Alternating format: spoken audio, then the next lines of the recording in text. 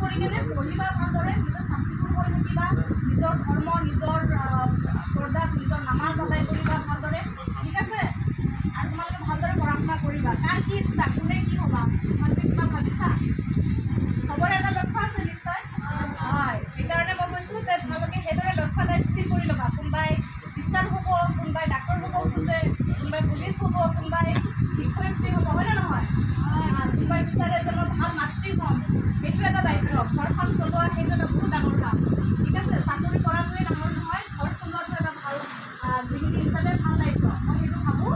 গতিকে তোমালোকে তোমালোকৰ মাজৰ পৰা, এই 40গৰাকীৰ মাজৰ পৰা মই যাতে এটলিষ্ট আমি প্ৰাউড ফিল কৰিব পাৰোঁ যে নাই, এই আৰবী কন্যাৰ হয় এইকেইজনী আজি এনেকুৱা ধৰণৰ এটা পজিশ্যন নিজে বনাইছে পঢ়া শুনা কৰি, হয়নে নহয়? তোমালোকে আজি এনেকুৱা পৰিৱেশ পাইছা, হয়তো নিজৰ মা দেউতাৰ কথা তোমালোকে ভাবা, ঘৰখনৰ কথা ভাবা, চিন্তা বা বহুত ধৰণৰ টেনশ্যন থাকে, হয়নে নহয়?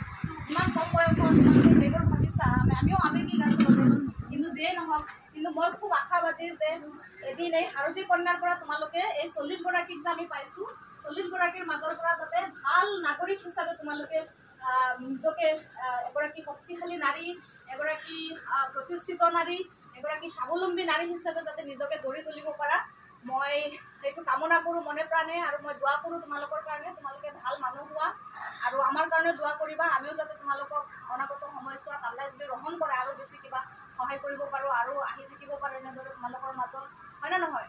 হয়। গতিকে তোমালোকে ভালকৈ পঢ়িবা বুলি মই আশা ৰাখিলোঁ, আৰু এই চমুকে কৈ